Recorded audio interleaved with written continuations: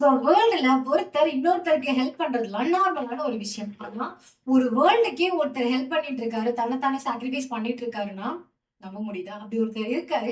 அவரை பத்தி பார்க்கலாமா? வேற யாருமே கிடையாது, நம்மளோட சன்னு. அவரு இவ்வளவு நாள் நமக்கு வெளிச்சத்தை கொடுக்குறாருன்னு தெரியுமா? ஆனா எப்படி கொடுக்குறாருன்னு தெரியுமா? அவரு அவரோட மாஸ்ல இருந்து கிட்டத்தட்ட 4.3 மில்லியன் டன் அளவுக்கு மாச ஒரு செகண்டுக்கு எனர்ஜியா கன்வெர்ட் பண்ணியிருக்காரு. எப்படி ஒரு செகண்டுக்கு 4.3 மில்லியன் டன் அளவுக்கு மாசு வந்துட்டு சன்னுல வந்துட்டு குறைஞ்சிட்டே வருது.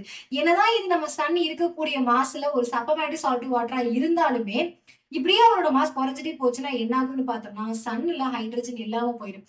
சன்னுல ஹைட்ரஜன் இல்லைன்னா ஹீலியமோட நடக்கக்கூடிய அந்த நியூக்ளியர் ஃபியூஷன் அப்படிங்கிற ஒரு விஷயம் இல்லாம போயிடும். அந்த சன்னால எனர்ஜியை வந்துட்டு ப்ரொடியூஸ் பண்ண முடியாது. ஸோ இப்போ எனர்ஜியை ப்ரொடியூஸ் பண்ண முடியலன்னா சன் என்ன ஆகும்னு பார்த்தோம்னா ஒரு பெரிய ரெட் ஜெயண்டா மாற ஆரம்பிக்கும். இப்போ சன் சுத்தி இருக்கக்கூடிய பிளானட்ஸ் எல்லாமே சன் அதுக்குள்ள இழுத்துக்க ட்ரை பண்ணும். பிளஸ் அவரோட மாஸ் வந்துட்டு ரொம்ப குறைய ஆரம்பிக்கும்.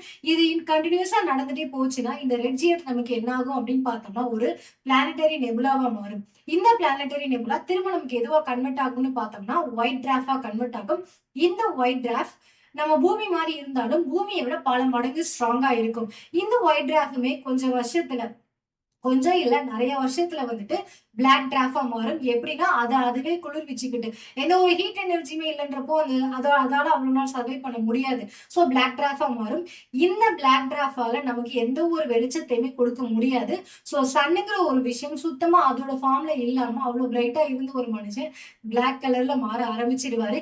இந்த ப்ராசஸ்ல செதர்ன சில பார்ட்டிகல்ஸ் எல்லாமே சேர்ந்து ஒரு புதுசா ஒரு பிளானட்டையோ ஸ்டாரையோ வந்துட்டு உருவாக்கலாம். அதுக்கும் வாய்ப்பு இருக்கு. ஸோ சன்னால நமக்கு இனிமே ஒருவேளை அவர்கிட்ட இருந்த மாசெல்லாம் குறைஞ்சு போச்சுன்னா நம்மளுக்கு வந்துட்டு அவர் பிரைட்னஸா கொடுக்க முடியாது. ஸோ ரெட் ஜியன்ட்ல இருந்து எனக்கு ஒயிட் டிராஃபா மாற ஒரு சில மில்லியன் வருஷம் ஆகும். அந்த 5 மில்லியன் வருஷம் இதுதான். ஸோ என்னதான் வந்துட்டு இது இருந்தாலுமே எனக்கு ஒயிட் டிராஃப்ல இருந்து பிளாக் டிராஃப் ஆக ட்ரில்லியன்ஸ் ஆஃப் இயர்ஸ் ஆகும். ஸோ இந்த இயர்ஸ் ஆகுது. இதுக்குள்ள நம்மளோட பூமி என்ன ஆகும் அப்படின்னு யோசிச்சீங்கன்னா எப்போ அது ரெஜெண்டா மாறுச்சோ அப்பவே பூமியானது வந்துட்டு இல்லாம போயிடும். ஒண்ணு சூரியன் அதுக்குள்ள இழுத்துக்கிறோம். இல்லைன்னா அந்த ப்ராசஸ்னால சூரியன் வேர்ல்ட் அப்படிங்கிற ஒரு விஷயம் உடைய ஆரம்பிச்சிடும்.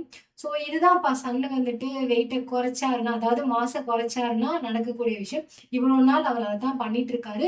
ஸோ ஸ்டெப் பை ஸ்டெப்பா நம்மளோட சன்னு வந்துட்டு மாறிட்டே இருக்கு. மேபி அது என்னவா வேணா மாறலாம். ஸோ அது என்னவா மாறுங்கிறத பொறுத்து இருந்தா பார்க்கணும். பட் நம்மளால பார்க்க முடியுமான்னு தெரியல.